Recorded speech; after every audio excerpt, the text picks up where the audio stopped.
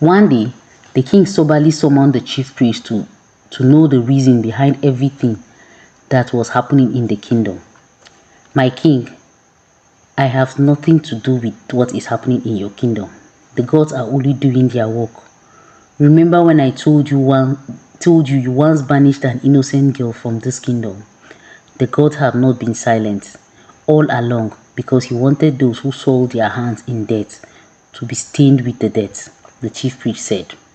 Eyes of the gods, please, I do not understand. What do you mean by those who soiled their hands in debt will be stained with the debt? The king asked. The chief priest turned to look at the queen, trembling at where she stood. Woman, I will not say much. You know what to do, he said, and turned away. The king looked at the queen confusedly. What is he talking about? The villagers that were all around turned to look at the queen for possible explanation. She stood fidgeting with her hands with so much fear written all over her face. She opened her mouth to talk but couldn't and immediately closed it back. My people, don't worry. Let me help you. This woman here covered the sins of her children and accused another, the chief priest said, and everyone looked at him, wondering what he was trying to say. Chibuzo, the late prince of Umugadi kingdom, killed Odinaka, the late crown prince of this kingdom. The chief priest revealed, and everyone shouted in shock with their hands on their head. The king stood up unbelievably, looking at his wife for an explanation, but he found none. The chief priest continued, That's not all. The gods revealed that Princess Melody killed Prince Chibuzo because she was also fighting for the throne. She secretly wanted to become the next king of this land, which is an abomination to this kingdom. She also plotted to kill Prince Odinaka, likewise Princess Mirabel, who hated Prince Odinaka because she detested the fact that he chose a mere maid over her in a once-heated argument. He said, and everyone shouted, Hey, Tufiakwa, wickedness in the highest order. They kept saying this with bitter look on their faces. The chief priest looked up sighing. She also wanted to bribe me, the eyes and weakness of the gods. I collected the money and placed it before the gods. The god fought his way immediately. No one bring bribes to the gods. That's why her fate ended in death, he said, and the villagers looked all in shock. And all this while, our royal majesty, the queen of all Mugadi kingdom, knew about everything but decided to cover her children's mischievous plan. She shifted the blame to a poor innocent child, and today they are all dead, lying 6 feet below the ground, he said, and the villagers all turned to look at the queen from where she stood. The king slowly turned to the woman he called his queen and better half. His eyes searched for confirmation and nothing but the truth. Is this true? He asked her. The queen was already in tears, crying really hard. Suddenly, she fell on the floor in tears. Yes, she cried. Everything the chief priest said is true. I knew that Chibuzo was the one that killed Odinaka. But because I didn't want any of my children to be a victim of any scandal and bring shame to the royal family, I decided to push the blame to Ogechi, since everyone would believe me easily. I went to meet a chief priest in another kingdom to strike Ogechi with thunder, so that it will be as if she was guilty of the charges against her, she said, crying, and everyone shouted in disbelief. Even the king was not left out. His mouth was left open throughout as these words came out from his wife's mouth. So you mean you let me punish an innocent girl for a crime she knew nothing of? Do you know what you've caused? The king shouted at her angrily. Please forgive me, my people of Umugadi. Please forgive me. Chief priest, please help me beg the gods. I am sorry, she cried hard. So you are the cause of what we have been going through in this land? A villager asked. We can never forgive you, another one shouted. Tufiakwa, shame on you. We can never have a queen like you in this land. She must be banished. Yes, she must be banished, they all shouted with so much anger visible on their faces. The king slowly removed his cap and shook his head in disbelief as grey hair dangled around and shone brightly on the sun. "Ah, my people, please, I'm sorry. Forgive me," the queen kept on crying. At that point, the guards ran in, jacked her up and forcefully dragged her away from the palace, while she kept on crying so hard and pleading with her highest scream. "My king, please, I don't want to be banished. My people, please, eyes of the gods, somebody help me, please, forgive me, I am sorry," she kept yelling and crying at the top of her voice. The king looked on, sadly and speechless. He fell on the ground weakly and sat down staring on into space, his face dotted with sadness. It was ripped of happiness and joy. After some while, he turned to the chief priest, looked at him with a weak look. "Eyes of the gods, now that everything has been revealed, what can we do to remove this curse that has been placed on our land?" he asked, and the chief priest made his incantation and looked up to the sky. "In order to remove the curse in this land, you must bring back Ogechi, the poor innocent maiden. Without that, the kingdom will continue to suffer this great curse," he said, and the king looked at him so confused and frustrated. "But eyes of the gods, how are we going to find Ogechi when we don't even have any clue of where she is right now?" the king asked, and the chief priest shook his head and turned on to look at him. "That's all your problem to fix, not mine," he said, and slowly left the palace. For months, the people of Umugadi began searching for Ogechi, but she was practically nowhere to be found. The able men of the kingdom went into the bush and forest to look for her. "Oh gods of our land, I hope she is safe somewhere. Wherever she is, I hope neither an antelope nor a tiger has eaten up her flesh in the forest," the king would exclaim all the time with fear whenever he sits on his throne. His mind will always wander in different thoughts, thinking of the possibility of worse things that would have happened to Ogechi, until one day a villager ran into the palace in a haste, breathing very heavily. "My king, my king, my king," she panted. The king immediately turned to her. "What is it? Calm down and talk. What did you hear or see?" he asked, and she immediately calmed down a little bit, reducing her breathing pace. "My king, someone just told me that they saw someone that looked like Ogechi in Aparata village," she said. The king's eyes immediately widened. "Are you serious?" he asked, and the woman immediately nodded. He quickly called out to his guards, "Go and summon me all the able-bodied men of this village. Tell them to assemble themselves at the palace right now," he commanded, and the guards immediately ran out.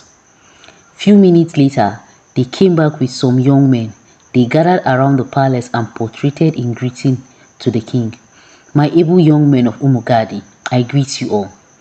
An information just got to my hearing now that Ogechi has been spotted to be seen in Agarata village. I want you all to start planning your journey to go there first thing tomorrow morning," he said. And they all looked at each other, murmuring amongst themselves. "But my king, Aparata village is very far from here. We cannot go there without the aid of a mightier person, my king," one of the villagers complained, and the others concurred. "Yes, my king, he is right. The chief priest would have been the one to go with us, but at this point, we all know it's never going to happen. So we are thinking," he said, and the king looked at him to continue. "We are thinking you can go with us. I mean, it's all for the good of the land, right? And since there is no time, before all our people will finish dying. And my king, you are the only option we have right now, Bikono," he said. And the king looked on at them for some time before he finally spoke up. "All right, it's fine. I'll come along. Prepare for the journey first thing tomorrow morning. We are setting out to Aparata village," he said, and they all nodded, greeted him and left the palace. The following morning, the king woke up and had his bath. Before he could finish dressing up, the young men were already outside the palace waiting for him, with arms, with their protective weapons, with a bag containing food wrapped around their waist. "And what is that you all are wearing and carrying?" he asked them. "My king, These are to protect ourselves from any danger. At least, the weapons will aid our fights from any wild animals on our way. And the bag is containing our food in case we are hungry on the way, the villagers said, and the king nodded. Alright then, let's go, he said, already making his way out when they stopped him. But my king, is this how you are going to dress in your royal robe? And what about your weapon in case something happens so that you can be able to protect yourself? And also your food as well in case you are hungry, one of them said, and the king immediately laughed. Wait, you want a whole me, the king of Umugadi kingdom, to dress like this and travel a long distance? That can't happen now. And don't worry about the food. Aparata is not really that far. We will get there before tomorrow morning. I can bear the hunger till then, he said, and they all nodded. And that's how they all started their journey to Aparata village. That days passed by, but they still hadn't gotten to Aparata village. Night reached them and they were in the forest, one of the evil and wildest forests in Umugadi kingdom. The king sat down tiredly on the floor. At a point, he removed his crown, breathing heavily. The rest of the people sat down on the floor as well, breathing heavily as well. Let's take a rest yet. Tomorrow we continue the journey. I never knew Aparata was this far, he said, still breathing heavily. The men nodded and brought out their water, gulping them down their throats. The king immediately salivated, looking at them, as the water passed through their esophagus. He really wanted to ask for some, as his throat was so dried, but his pride wouldn't let him. Why would I ask my villagers for water? A whole king like me, he thought to himself, and immediately shook his head, turning his face away. At some point, he found himself turning his face back at them and really couldn't resist to be dehydrated at that point. Before he was thinking, his lip had already parted open by itself, begging for some water. Can you give me some of your water? He slowly asked, and the villagers all turned to look at him in shock. My king, did you say you want to drink our water? One of them asked. Well, still surprised and the king nodded. He immediately rushed over to him and handed him the water. The king immediately gulped everything down within few seconds. The villagers kept on looking at him weirdly. He let out a silly grin and gave the bottle back to the young man. Thank you, he said. That night, the men discovered that there was a stream nearby and wanted to go and have their night bath there. They turned to ask if the king was interested, but he immediately shook his head. How do you expect a king to go bath in such a dirty stream water? I am a king and I cannot bath inside such, he said, and they all nodded. Alright, my king, but will you be alright? I mean, you could come with us and just watch us bath instead of staying here alone. It's very dangerous, my king, one of the villagers said, and the king turned to look at him. What do you mean by that? I am a king. Nothing can happen to me. I fear nothing. I am capable of protecting myself. I do not fear any dangerous things because I am very strong. Don't worry. You can go do your thing. I will be fine here. And I'll be here waiting, he said, and crossed his leg, closing his eyes to sleep. The men, seeing that he really meant it and was already bent on doing what he wanted, left him and went to the stream. The king was still lying with his eyes closed when he started hearing footsteps walking around the forest. At first he was scared, but decided to man up and face whatever it is. As the footsteps grew closer, his heartbeat started increasing by 100%.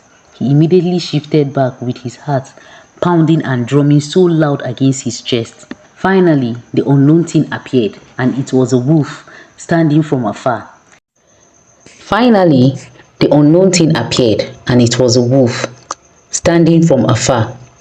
The wolf looked at him from where he sat and immediately gave out a happy yawn, signifying that it was happy and had finally found its prey. The king's forehead was already dripping with sweat. He slowly started getting up from where he sat down, his heart pounding and beating as if he just fell in love. The first thing, he immediately took to his heel, with the wolf chasing after him. He ran as fast as his legs could carry him, and he was shouting and screaming, "Ewo, Ewo, somebody help me, oh! Gods of our land, oh! Gods of our land, help me, oh! Chimo!" He ran till he reached the stream where the young men of Umugadi were having their baths. They all turned to look at him surprised. The king paused as he looked at them with bead of sweat dripping from his forehead. After that funny and outrageous incident, the villagers weren't expected to see the king in such a situation. They fought the wolf and killed it. That night, they slept peacefully, except for the king, who was countlessly turning uncomfortably and opening his eye every 3 minutes to know if there was another wolf coming. The following morning, they all continued their journey. After all the ups and downs, they finally reached Aparakata village in the evening. When they reached the village, they started their main search for Ogechi. They asked people and inquired for direction, but none of them had any clue on who Ogechi was. They did it close to 3 hours, but their efforts were all in vain, so they decided to rest under a mango tree for some time. While they were resting, an old man walked past them, but seeing how weak and tired they all were, he decided to walk back to them and ask them if they were okay. They cleared their forehead and told him that they were looking for one Ogechi who left Umugadi kingdom for Aparata. The old man looked at all of them for some time before he spoke up. "I know one Ogechi who stays in my house. She was banished from Umugadi kingdom. I met her in an evil forest where I went for hunting. She was lying down lifeless on the ground with her heavy pregnancy. A snake had bitten her," the old man said, and they all opened their mouths in shock. "We have been looking for, please, can you take us to her? Please," the king begged. The old man nodded and took them to his house. When they reached his compound, Ogechi was afar, sweeping the compound and humming some Igbo songs to her lips, with a smile on her face. When the king saw her, he immediately cried out, "Ogechi!" Ogechi looked up and her eyes landed on the king and the villagers standing afar with the old man. The king immediately ran over to her and knelt down before her, begging her on his knees and crying out loud. "Ogechi, please come and save my land," he cried. "Ogechi, please come and save my land," he cried. I know I and the entire village of Umugadi have wronged you, but please, we are truly sorry. I myself in particular, I am sorry. Please forgive me," he said, and Ogechi looked down at him. No one could actually read exactly what she was thinking at that moment. All the villagers went on their knees as well, bowing down to her. "We are very sorry, Ogechi. Please forgive us," they cried. Ogechi, who was still standing still, had not said anything. She looked down at them and something like a mint flashed through her eyes and immediately disappeared at once into the thin air. She patted the king on his forehead and gave him a little smile. "Stand up, my king. I have already forgiven you all," she said, and they all looked at her in surprise. "You mean you've forgiven us?" the king stuttered. Ogechi nodded, and the king immediately enveloped her in a very tight big hug, hugging her so happily. Suddenly, they heard a baby cry from inside the house. Ogechi rushed in to go get the baby. "Wait, is that my grandson?" the king asked unbelievably, and Ogechi nodded, smiling. He immediately and happily went to collect the baby from her, looking at Ogechi with so much surprise. "How did you give birth? I didn't even notice your bump had gone." "Ogechi, we are so sorry for everything," he apologized again. Ogechi gave out a half-warming smile. "It's really fine, my king. Trust me." The king turned to the baby and started playing with the baby. Is it a baby boy or a girl?" he asked. "A boy," Ogechi replied. And the king immediately turned around in happiness and everyone started laughing out their lungs. They finally went inside the house. The old man offered them seats, but the villagers refused to sit and only remained standing except for the king. They were offered a very delicious meal and they ate it to their satisfaction, laughing and enjoying the meal.